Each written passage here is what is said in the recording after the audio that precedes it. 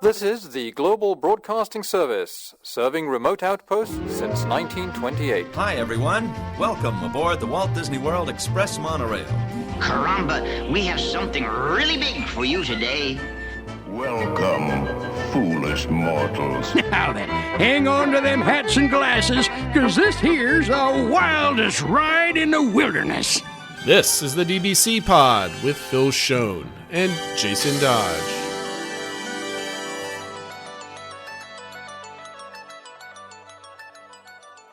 Hi, friends. Welcome to this week's pod. This is a show for the week of December 2nd, 2024. Yes, Phil, it is December already, and I think this is our last show before we start doing end-of-the-year stuff and prediction stuff, all the kind of fun stuff, so the content creates itself.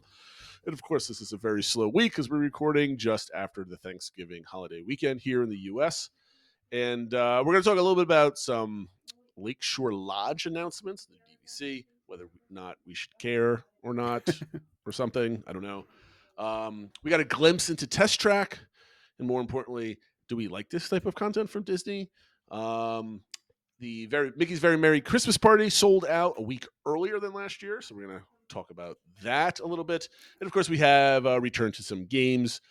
We're going to do a ranking of our holiday overlays, and you're going to give me what do we got? 5 of them, Phil? Yeah, I got 5 that I'll give you, and you got to rank them without knowing what the 5 are. So. A bunch of old white guys doing a TikTok craze that's about 3 months, late on that one. So, but that's fun. We've be done careful, or we'll start dancing. Yes, of course, we don't want that. And if I just a reminder of our social media accounts, everything at the DBC Pod, especially on Blue Sky. And Phil, I like Blue Sky better than Twitter. The engagement is like 100% better on that platform. So I've been posting quite a bit on there, just random stuff, nothing super important, but I enjoy it. It's really fun. So First things first, Phil, how do you want to start this new DVC resort that's being built near Wilderness Lodge, near it's near closer to Fort Wilderness. Yeah, it's Yeah. pretty close to the dock and kind of where Hoop-de-Doo Review is and stuff like that. So you've seen reports, if you've been paying attention, there's cranes, they're starting to put up concrete, dig, and stuff like that. This land was cleared, 4 years ago, 5 years ago at this point, 2019-ish, 2020, right before COVID. Yep. And the Poly Tower is going to be open in, a week and a half? I think so. December 12th, I want to say, if I remember the date correctly. I might be wrong on that. That being said, you always have to be building new DVC, so this is the next one. Do we care, Phil? Do you care? Should we care? It's always, so many questions.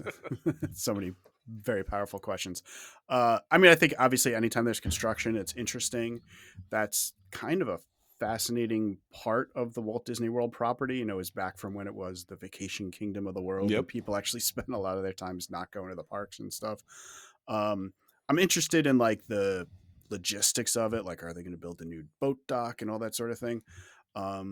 And is it going to just look like what Reflections look like, or are they changing it up? That's they haven't really shared any. Well, the name was Reflections, a Lakeside Lodge, right? Did I misread that? So they just chopped off the Reflections part. And now it's Lakeshore instead of Lakeside or something. But it's a very minor change, yes.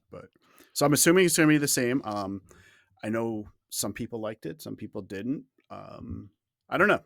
I'm not a DVC person, so it's hard for me to say I care a ton about it. But anytime there's new construction and new theming and new things like that, hopefully they have some good bars and lounges and stuff like that. You could take the boat over from Magic Kingdom, but we'll see. It'll be interesting to see also how well it sells and what the points are, because it seems like some of the, I don't think the cabins over there are selling very well and stuff like that. So they're very nice. I was the first time taking a ferry my last trip to Wilderness Lodge, and going by the cabins, I'm like, those are really awesome. Yeah, I can never afford to stay there, but they're really, really awesome. That kind of I mentioned a little bit of logistics, but I am wondering is this going to change up any of the transportation for Fort Wilderness in general if it's right there, because they're going to have to get dedicated buses there. There's no way you can have people paying DVC and then have to take a golf cart or a little internal bus just to get to another bus stop and stuff. So is that just going to impact the DVC part? Is it going to impact other people and stuff like that? So,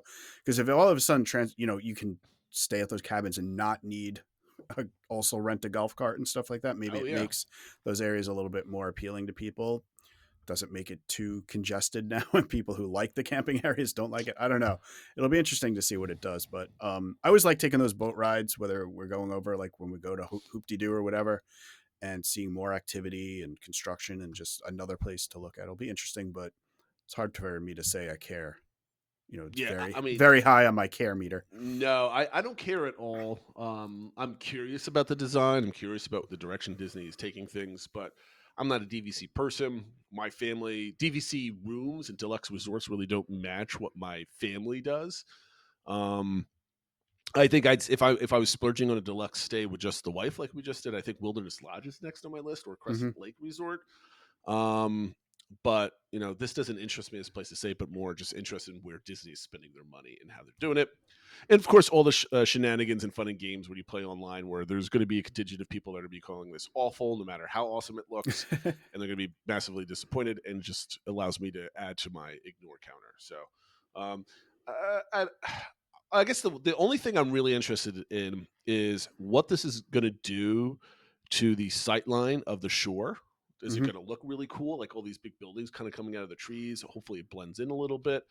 And do they start expanding around the lake a little bit more, adding some more things? So we'll never, well, that's a 5 or 10 year kind of question. Yeah. I think it's really cool. Another thing I noticed, and I don't think anybody's really talked about this, but the Mickey's Very Merry Christmas Party sold out on the 30th.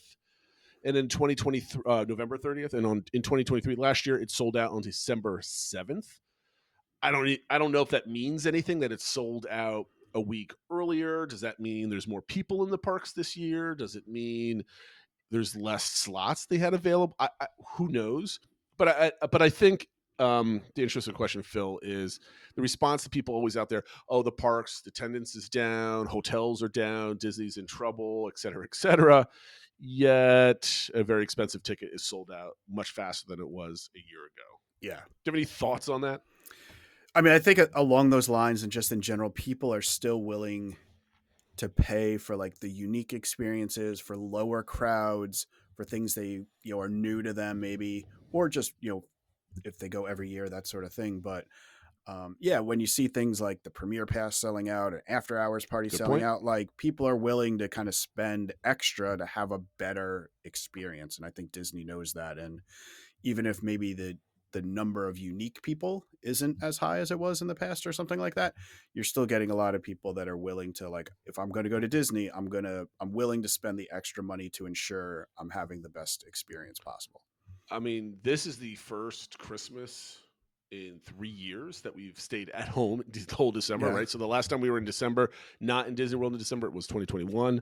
And as much as I was coming off from my trip report last year saying I will never go back during party season, I still kind of miss being at Disney at Christmas time. Like, we just put all our Christmas decorations up, Christmas trees up. And we're seeing like all the people tweet out like with all the new decorations that are up, whether it's at Epcot or whatever. So yeah, it's definitely a little FOMO going on. Yeah, it's definitely, I mean, anytime I see Disney stuff and I'm not there, I mean, there's FOMO, right? But like the Festival of the Holidays stuff, I just saw a Disney food blog put out a video. We ate everything at the Festival of the Holidays, and it's typically the same stuff. But I'm like, I remember doing that last year. I wish I was doing that again. And it's just like all these little things.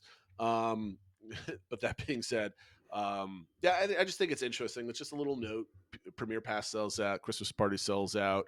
I'm going to be very curious to see how the numbers for the parks are when we get the tier report July next year in 7 months. So that should be fun. The next thing I wanted to just kind of mention is they just showed off some official names for the nighttime parade and the villains show that are coming. Phil, what did they name them? Yeah, so it came out during one of the holiday specials. I guess Disney does 2 a year. One of them was last night on ABC, which I totally forgot about until I saw people tweeting about things that were being announced on it. So I watched about the last half hour of it or something. Got to see Elton John perform, which was nice. Fun. But yeah, so it did come out that the new villain show that's going to be at Hollywood Studios that they're working on now, where the Lightning McQueen Racing Academy is officially going to be called Disney Villains Unfairly Ever After. And that also the new nighttime parade that is coming to the Magic Kingdom. Before they just said it was going to be called Disney Starlight. Now it's officially going to be called Disney Starlight Dream the Night Away.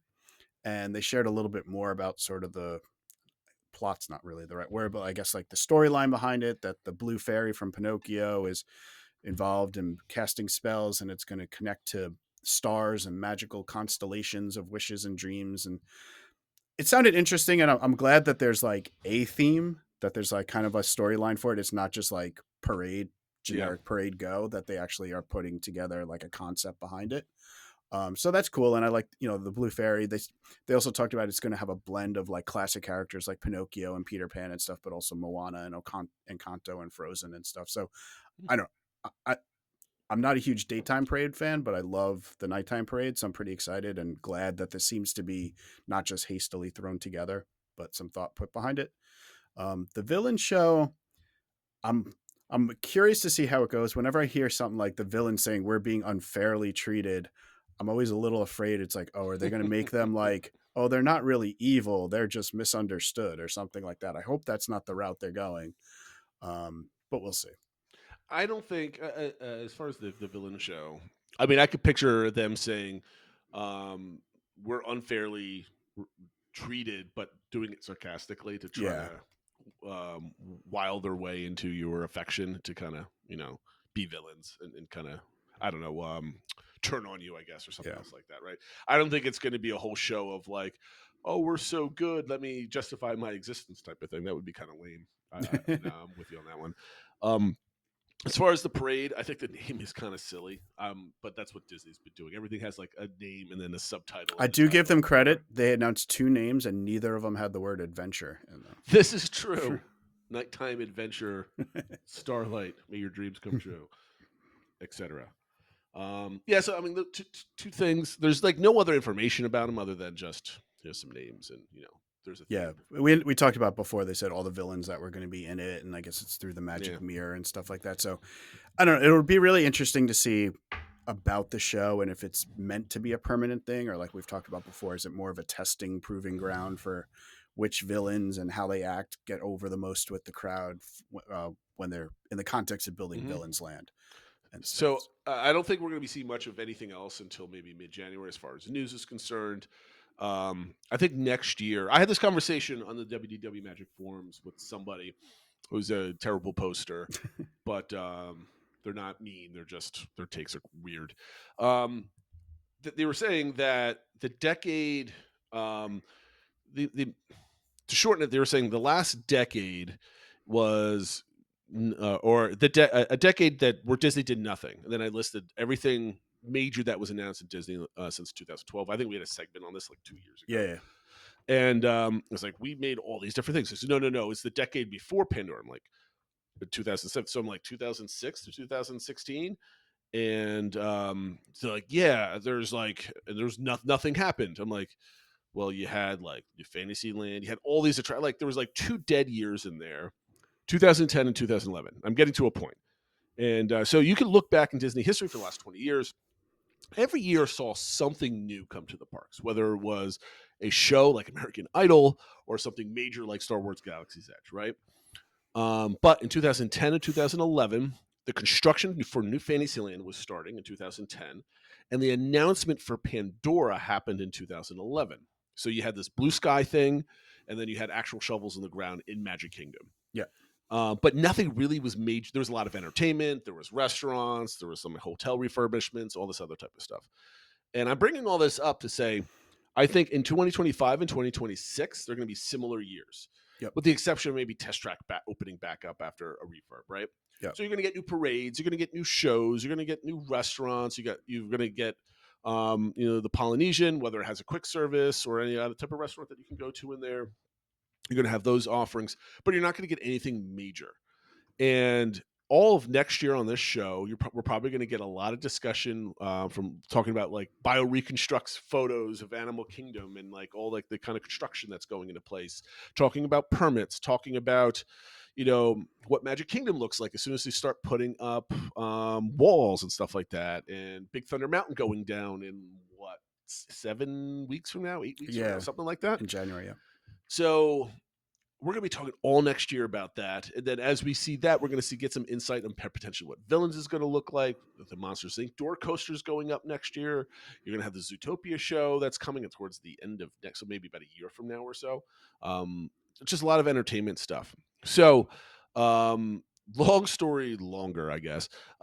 If you want to kind of see what the next 2 years, because we're in December, we have to talk about next year. So if you want to see what the next 2 years are going to be look like news-wise, head over to Google wdwmagic.com in like 2010, and it'll bring up all the articles they posted in 2010, and just scroll through them. I did this today. Just scroll through all of them and see what's going on in the parks. And then 2011, you're going to see very similar things in the next years. Something to kind of prep you for. I don't know. I don't know if that helps you, but I think that's what we're going to be seeing in the weeks to come. So let's move on to our game, Phil. Well, you just set this one up. Before we get to that, real quick, was you mentioned it in the intro, but I guess we didn't have it in our notes. It was just about when you mentioned about Test Track, the glimpse into Test Track that Disney shared. Yes, I forgot about that. So so the Disney was on social media and stuff, a little video with an Imagineer talking about, she was like an intern or whatever, and now she's a full-blown Disney Imagineer working on, I believe it was set design. Inside of Test Track, where they're turning into Test Track 3.0. And you kind of ask the question of like, should Disney do more of these types of things? And I'm kind of like, yes, they should do more of these types of things, but they need to actually show something. Yeah. Like in this, it was like, okay, like they showed them inside Test Track and it looks like they hadn't really done anything. So it's like, okay, it's great that you're an Imagineer. I'm sure this is a really cool job and you're excited about this, but this isn't telling me anything. So I don't know. They also did one recently where they've shown the decorating of the Glimmering Gardens when they redid for the overlay for Living with the Land and stuff like that. That was a little bit more interesting because it was actually something tangible to see them doing. This, I like the concept. I just don't know if this was executed well or like was the right content. Yeah, I mean, social media is about quick content, right? And Disney's in this place where they're doing. You probably have people in place on their social media team that are younger people, right? They're not 50 and 60-year-old marketing executives type of thing. But they're not, I guess they're not putting a Disney like flourish on things where it's like we want to stage things a little bit properly. They just want to throw things out there, make awareness and buzz, and then move on, right? So it was a quick hit type of thing. It probably wasn't produced overly, right? Like we want to do this, let's find somebody. So my initial thought was, reading the reaction online, they're like, Disney should stop doing this. This is stupid. This is not showing us anything. Why bother doing this? It's too early, blah, blah, blah, blah, blah. All these kind of negative things. Whenever Disney puts out content, I always appreciate it, especially when you get behind the scenes look. I like learning about Imagineers. I like people sharing their stories. Yeah, it was neat to hear about this individual for sure. And I like making these attractions more personable. They did an excellent job right before Luminous started, where they went over through the team and they kind of showed them testing things, and it really kind of put a personal touch. And I think Disney should lean into that. You don't have to show it. It doesn't have to be like leaks and like little hints of what it looks like or whatever. It doesn't really have to be that. But it could be like a 30 to 60 second clip of like an Imagineer introducing themselves, kind of showing what they're working on, maybe some sketches, maybe some art or something that they can show. But I really like Disney putting a personal touch on a lot of these upcoming projects. And I think Disney should do more of it. I'm disappointed that I forget what it was called. It was that YouTube show that was only on YouTube. It was Imagineering Now, or I forget. Inside Imagineering. Something like that. Yeah. It was interesting. I love that type of stuff. And I'm just, Disney has this huge platform on Disney Plus that there's almost no park content. We've talked about this before. Yeah. Like they should do a lot of stuff with that. And I think it helps build the brand and the corporate synergy and all the different properties. Right. So, I'm glad you reminded me. I knew I was forgetting something before we transitioned over that, but I think we should all welcome it. I think we can have it. Your criticism is perfectly acceptable.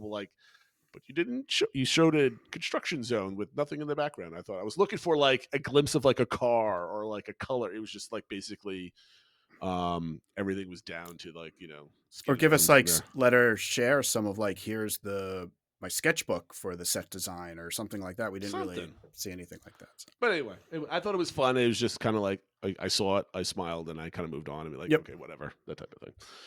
All right, so the game, Phil. What did you set up? I had an original idea.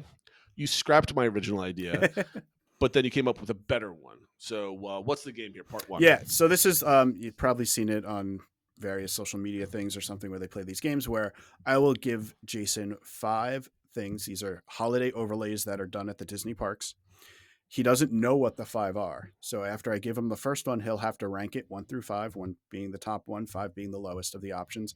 And so he'll have to kind of guess with what he thinks might still be coming, where he wants to save spots. Otherwise, in the end, he could wind up putting his favorite one at number 5 or something like that. The shame. Whatever. I know. The shame. You'll never get over it.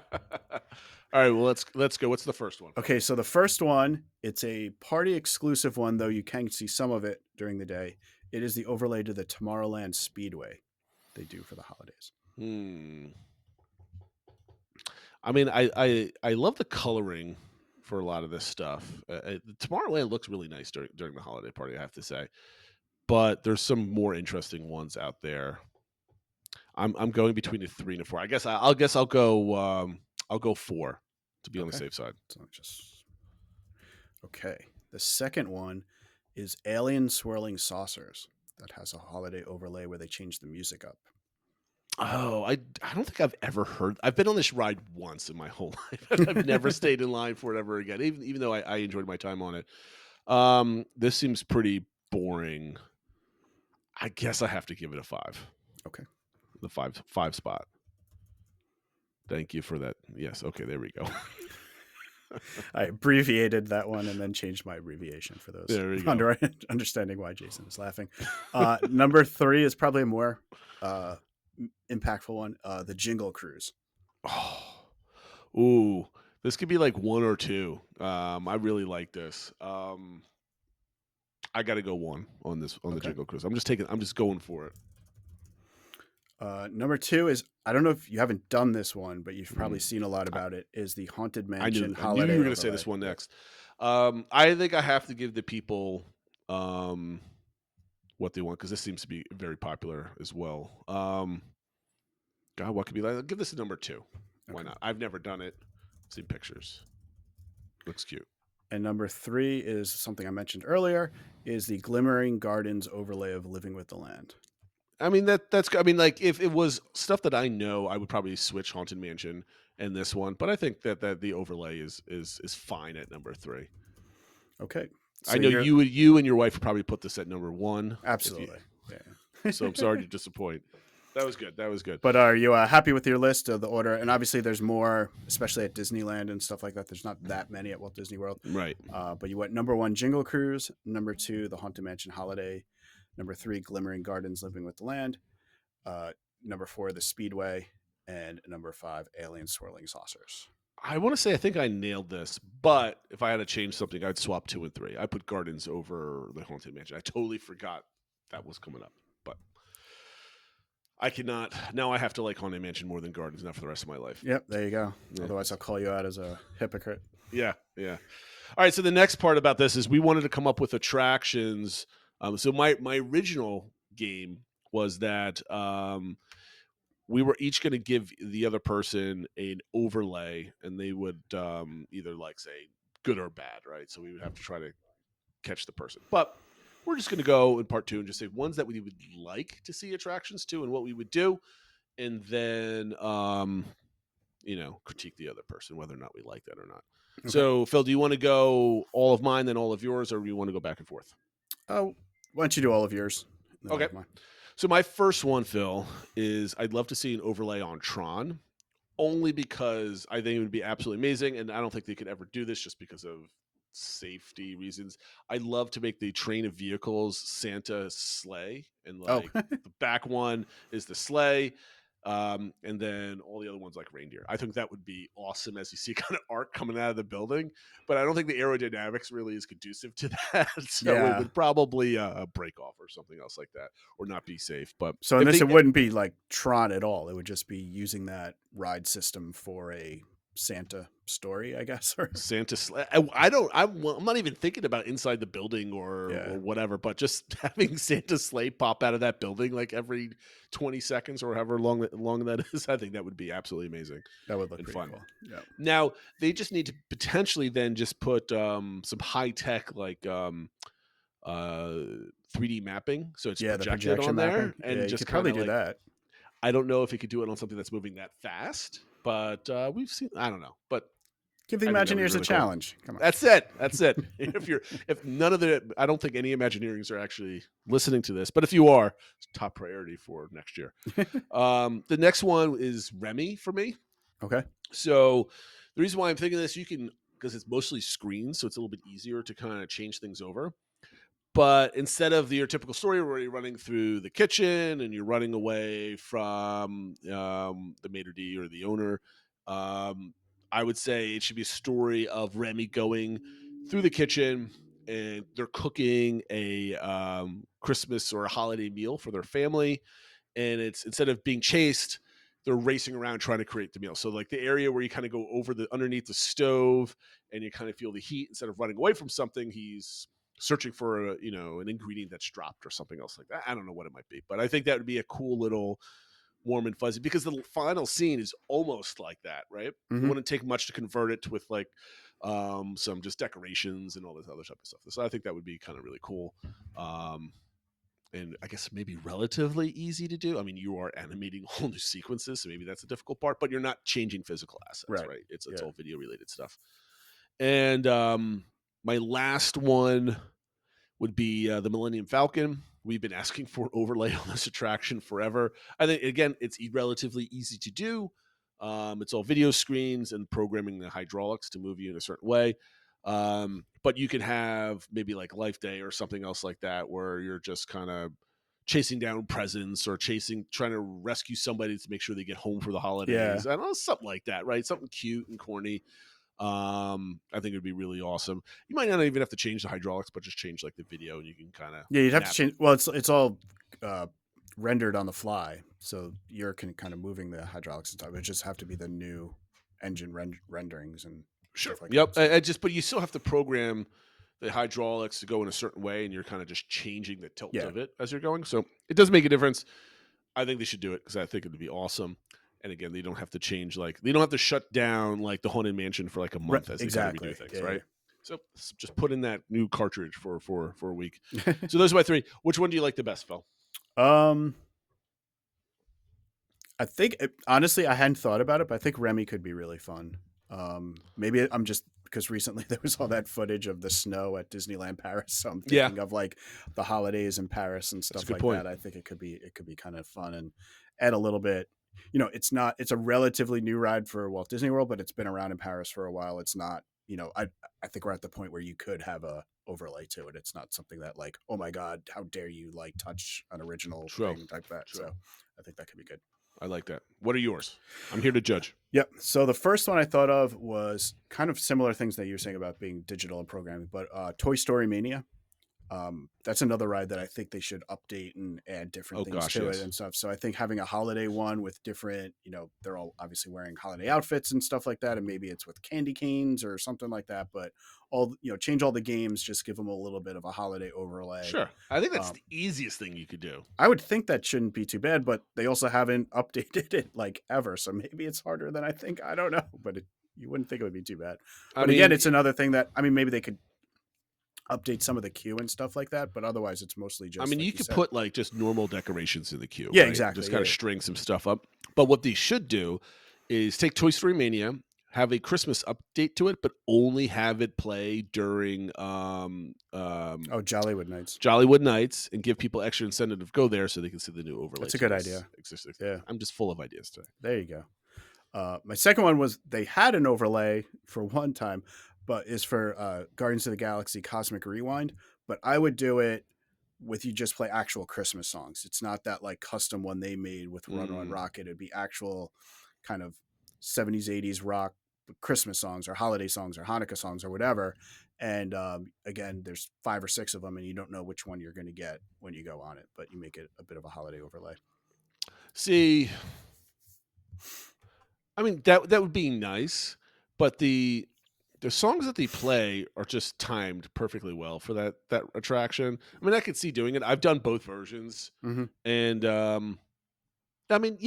different music might help that. I didn't like what they did for Christmas. I know you did it like that as your first impression of the that's ride, why I said right? I wouldn't just bring that back. I would just do regular Christmas songs or holiday songs. That's fair. And then the last one I thought of was kind of actually would function similar to Remy, but doing Mickey and Minnie's Runaway Railway, you could just have it around the holiday times. Could be either a different storyline, different cartoon at the beginning, or the same thing, but it just takes place in the winter and that sort of thing. You see all just change up the projection, so it seems like, you know, in the village or the town city scene, it's all decorated with lights and stuff like that, and you know, just change it up a little bit to be more fitting of the holiday. This one would be actually probably the most difficult one on your list to do, because a lot of projection mapping is timed and everything else. So if it's just like adding detail to the existing and not changing the story, I think that could be done. Yeah, not too terribly difficultly. That's not even a word. It won't be as difficult to do that. So I like that. So out of all of these, I mean, Mickey and Minnie's Runaway Railway is one of my favorite rides. I really love that ride, and it was one of the disappointments we didn't get to go on last time we were there a month ago. But I would love to see that, especially if they could go and decorate the Chinese theater and have, like, you know, put like snow tops on the, like, kind of like what they do theater. at the Disneyland. Yeah, you kind of do some fun stuff and with it. So when you walk into the park, obviously, I know Tower of Terror is the park icon, but I mean the Chinese theater probably should be, since that's what you see when you walk into the park. Right. So I never quite got that, but that park's a mess. But yeah, I think I would do that the most. That's the one I would want out of all of them. But again, the other two on your list are so easy to do. I know. It's just like, why not? Why not do that anyway? Oh yeah. So what's your bonus question here? So my bonus question, I'm having trouble thinking about. I was going through like all the different attractions and trying to think of like, well, that wouldn't make any sense. That would be weird to do it there. And then so I was just like, well, what would be the weirdest attraction to all of a sudden that Disney announced they're doing a holiday overlay to? I'm like, I can't really think of one that would be incredibly odd, and not just cute. Maybe like Expedition Everest. I mean, but again, you could probably play it up as like the explorers or the climbers are celebrating Christmas and kind of put that on it. So that would actually kind of make sense, probably. Dinosaur? That would be kind of bizarre. I don't know if that's weird, but bizarre. That'd be funny if they just like go crazy with that ride, knowing that it's like leaving soon, and they start putting like Santa hats on the dinosaurs and stuff. Like, that would be amazing. That would be amazing. What are you thinking of? The first one that I thought of that I thought would be really weird was Mission Space. That it like, okay, if you like simulating the 5Gs and like going to Mars, and I don't know how you would even insert a holiday overlay. If all of a sudden they were like announcing that they were doing a holiday overlay to Mission to Mars, it just seems like it'd be really weird. Then I didn't know if like some of the like Pandora, does it even make sense to have holiday overlays to like Flight of Passage and stuff? I don't know, but I mean, I don't think that would be weird. That would just doesn't belong. Yeah, not needed, type of thing. Right? Yeah. So if I had to pick one, Pirates would be kind of strange, I think. But like Pirates. maybe too meta, like the Haunted Mansion holiday overlay, like that's kind of meta at this point. Yeah. How about Spaceship Earth? Actually, Spaceship Earth wouldn't be terrible if you just compare like how they've celebrated winter solstice through the ages, right? I think that'd be fun. That'd be part of like a holiday park. Yeah. But that would be probably too difficult for an overlay. Yeah, that would take a long time with all the animatronics and scenes there. I don't know. Maybe we should ask everybody what would be the weirdest attraction to do a holiday overlay. Yeah, what would you be most surprised with if they came out and announced that they were doing a holiday overlay for an attraction? And where can they send us their ideas, Phil? They can send it to us on our social media accounts. We are at the DBC Pod, Twitter, X, Instagram, Threads, Facebook, YouTube, Blue Sky, basically everywhere you interact socially. That's where you can find us. We are there. Okay, our DBC engagement last week was, what thing have you done at Disney that would most likely impress a Disney fanatic? So like, this is not like I went to Disney for 2 weeks. That's not going to impress us, but some really interesting things. And like, Discord really came through with some really cool things. They basically outdo anything I've ever done. Phil, do you want to go over ours and then read the community? Yeah, I think so. Yeah, let's do ours first. Get ours out of the way because I think they're less exciting than some of our. Yeah. So you might have remember from my trip report, I was in Animal Kingdom overnight at like 2-3 o'clock in the morning, and I couldn't say what I was doing, but we were there for the holiday taping that everybody saw last week. And I was in the crowd in Pandora when Ava Max was performing. And I don't know if that impresses anybody. I was in the park in the middle of the night. I was in the back of the crowd. I wasn't even on TV because I was like the last row that the camera never really panned over. You might have seen my hand. I just can't tell. And we couldn't even see the performer perform. Ava was like at the front. It was basically there's no elevation, so it was kind of just weird.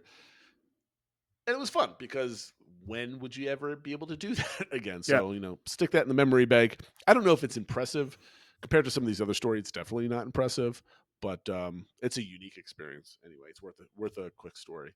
What about you, Phil?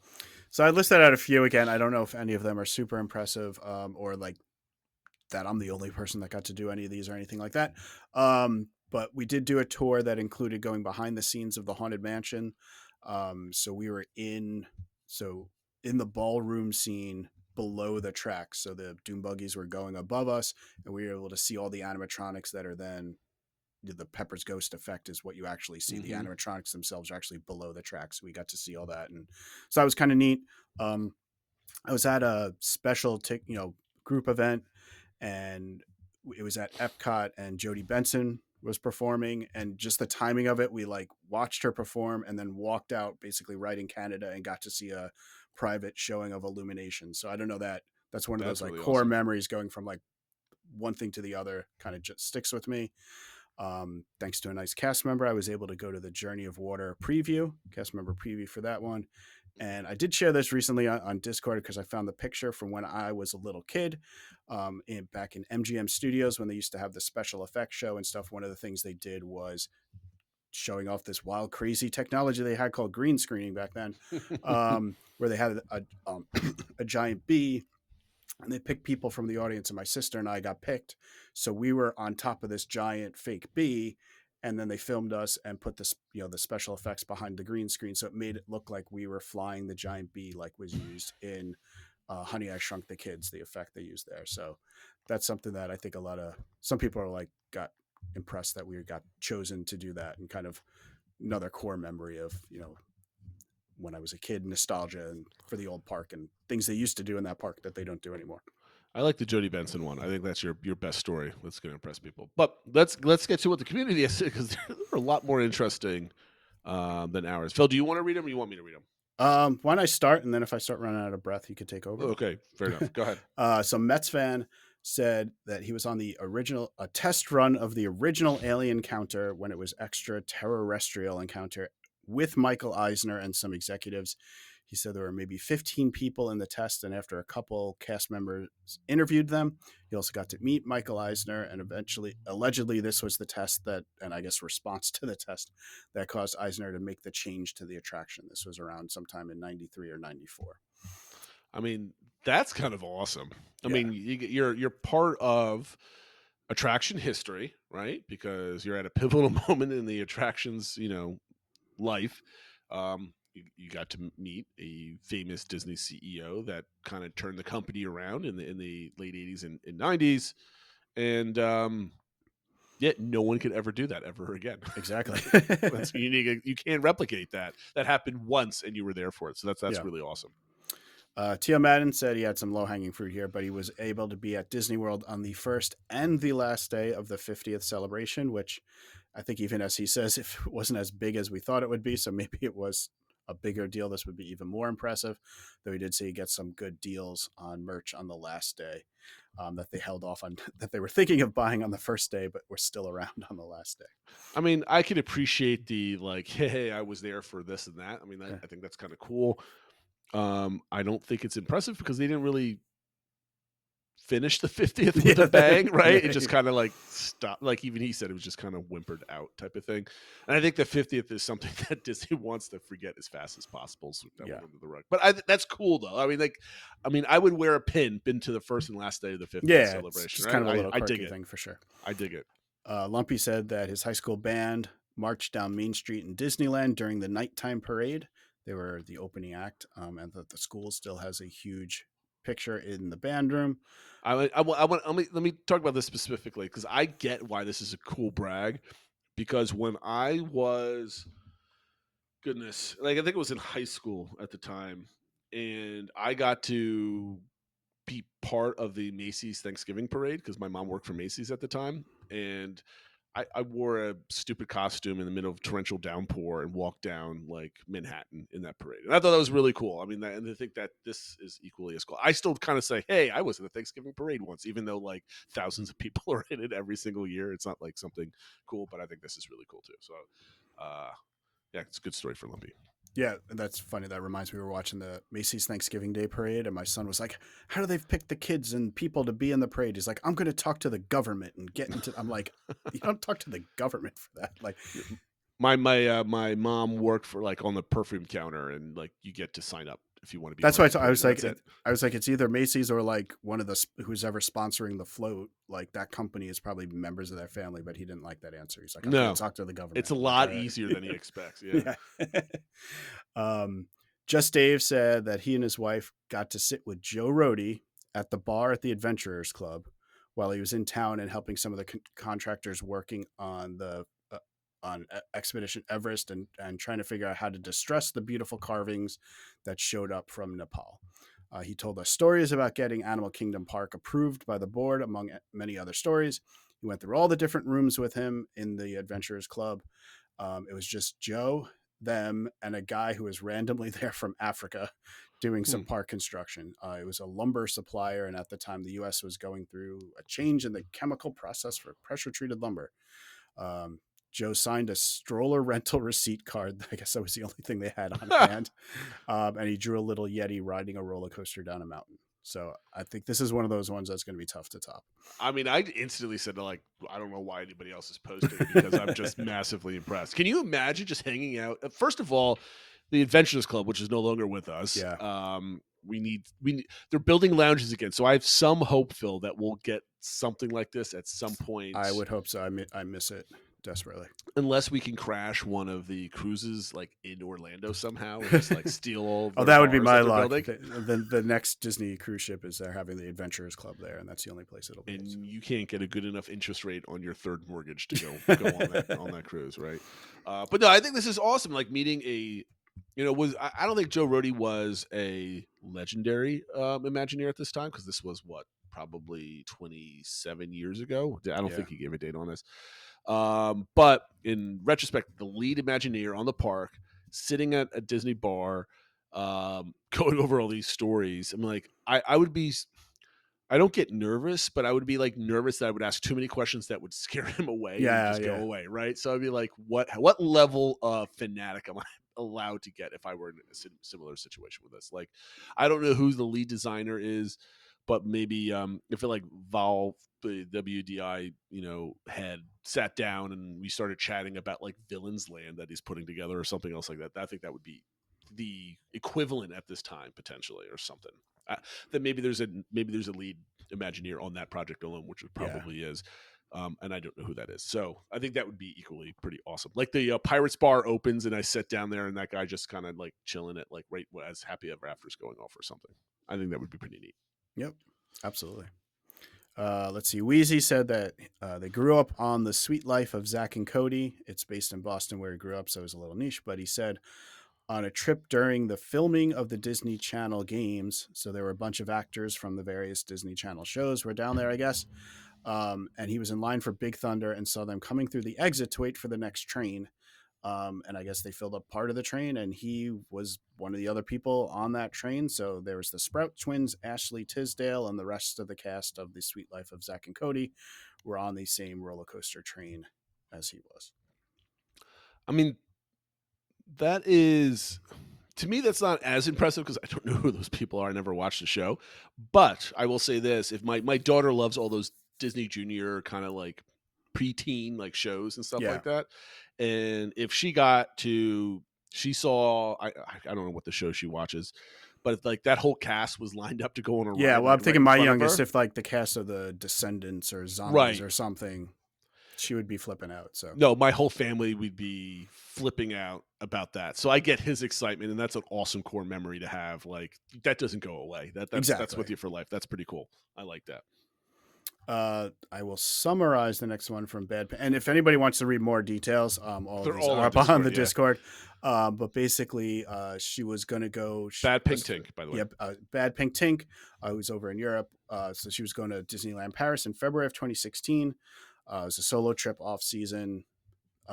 So they just booked a standard hotel and park tickets, no big deal, like kind of normal. They got a great deal on the Hotel New York, which is a deluxe hotel. Basically, they were going through refurbs, major refurb of the Disney Railroad, and the Main Street Disney Railroad station at the park was like covered in a scrim. And so basically people didn't want to stay at the Disneyland Hotel, which is the one that's right at the entrance, because, well, what's the point of having that view if it's not the view? It's just scrims and stuff like that.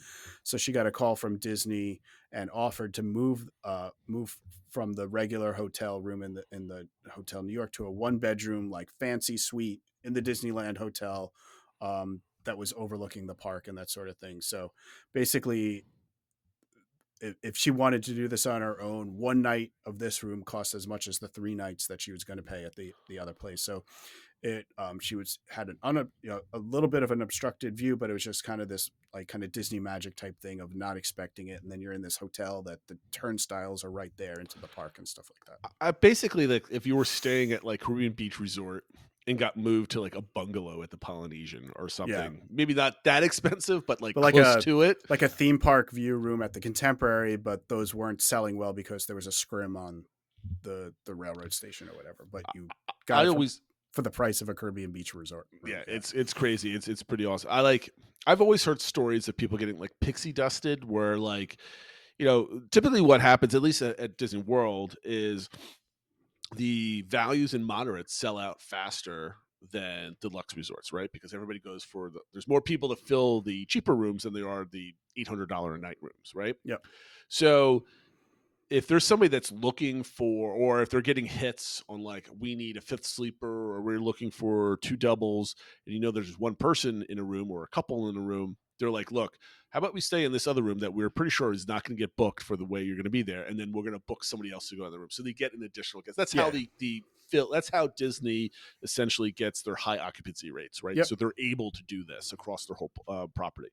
And I hear these stories sporadically here and there, and it's typically like CBR to like Grand Floridian, or like a Pop Century to maybe Coronado a moderate summer or something like Coronado, the Tower, right? You stay at the Tower, that type of thing. So they do it does happen, and I think it's pretty cool. It's just never happened to me because we have a family of 5 and that doesn't fit anywhere else, so they're not going to move us unless it's like we're staying at CBR at a 5th sleeper, like we have a 3-bedroom suite at the Riviera, would you like to stay here because it's free or it's open? I'm like, yeah, sure, we'll do that, but I doubt that would ever happen. And a similar story, Doxy said that when she was booked in Caribbean Beach Resort, funny that you mention it, and got a call from Disney, basically said there's a whole big cheer group that was taking up much of the resort, wanted to make sure she was comfortable with that, but, instead would she consider an upgrade? And she said, sure. And they gave her a lake view at the Contemporary. So going from CBR to a Contemporary. However, when she checked My Disney Experience, it said theme park view. So when she called back to check, they said, yeah, we saw you were celebrating a birthday, so we upgraded you again. So she went from having a Caribbean Beach Resort to having a theme park view at the Contemporary. And she said she was in the 7th floor, dead center of the building, and had a great view. So those are the types of things where I think like the Disney magic or pixie dust, whatever you want to say, where Disney's going above and beyond. They contacted her and said, look, you might not be comfortable knowing that you didn't maybe know that there was going to be a cheer group here, rather than just moving you to another moderate. Like you said, we have a room in the Contemporary that wasn't selling because it was a Lakeview, whatever.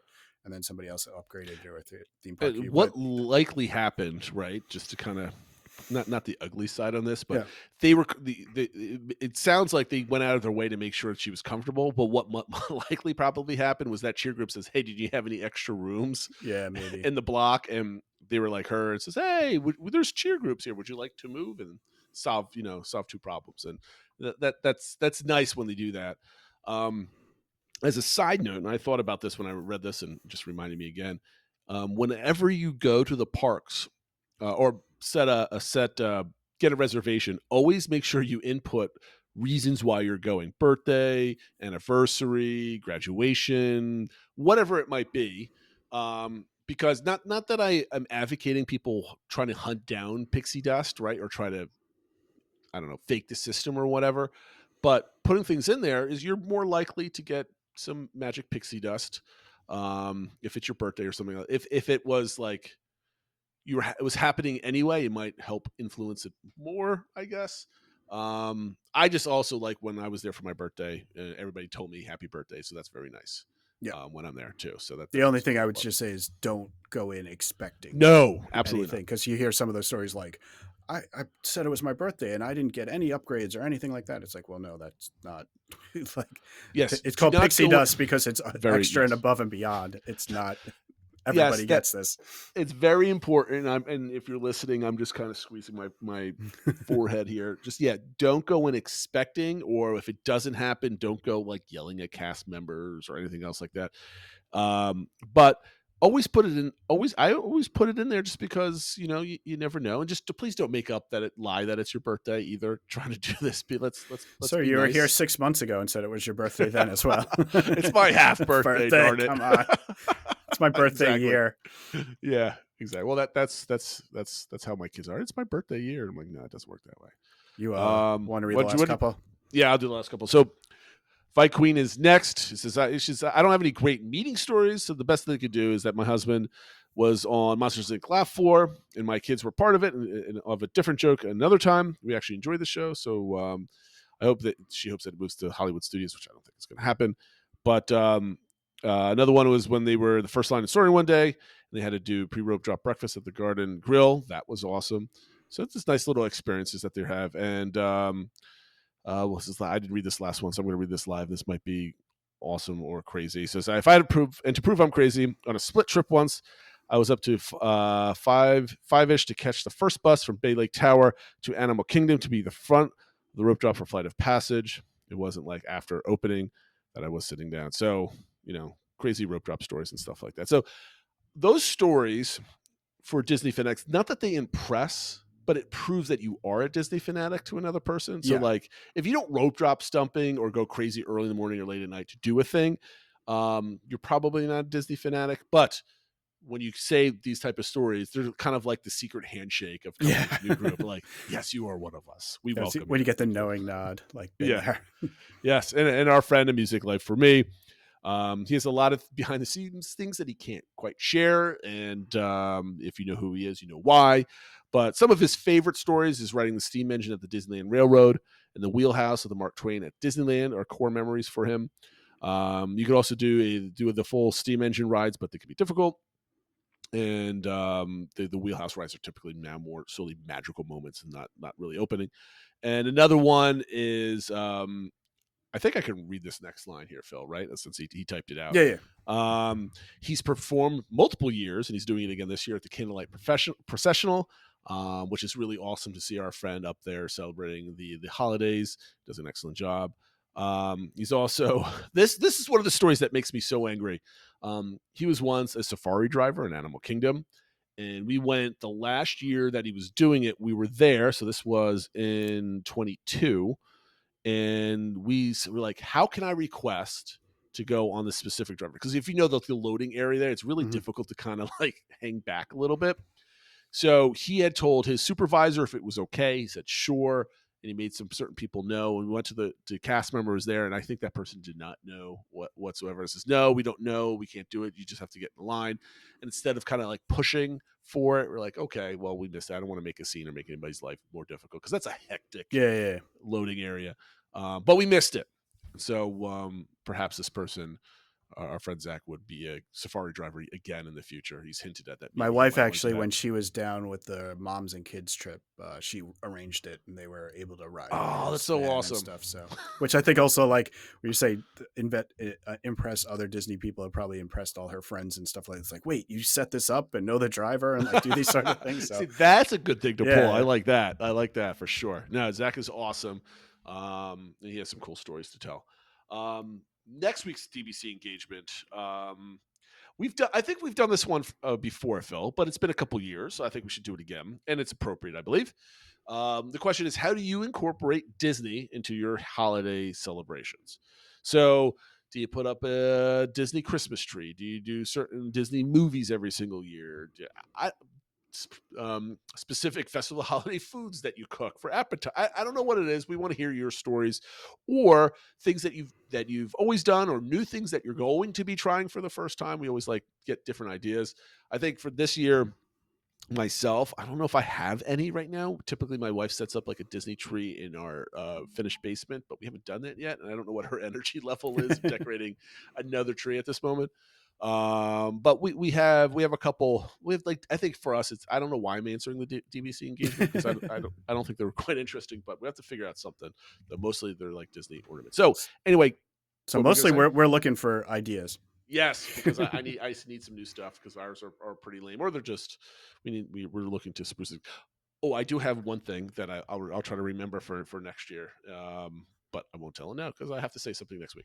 So Again, get onto our Discord, answer the question: how do you incorporate Disney into your holiday celebration? What are some of the fun things and ideas that you might have? Enjoy the conversation elsewhere, and then scroll back up and read some of the stories. Especially the one from Bad Pink Tink, because it's about 4 or 5 different paragraphs that we kind of skipped over, but it's a really cool story. I think I want to go into a food question the following week, so try to remind me. I'm going to put a note here. Things are popping off in my head. Just gonna put that in there. We'll hide that for another week. So, Phil, did I forget anything that we talked about? I thought this show was going to be short. It's 55 minutes. It is short for us. Right? It's short for us. I was going to say we're under an hour. So yeah. So should I just keep blabbering until we get to an hour? No. Please, God, no. I think we got it all. So yeah. All right, guys. Thank you for watching, listening. Make sure you hit that subscribe button, the like, or leave a review any way you want. And join Discord. Please join the conversation. That being said, guys, have a great week. Take care, everyone.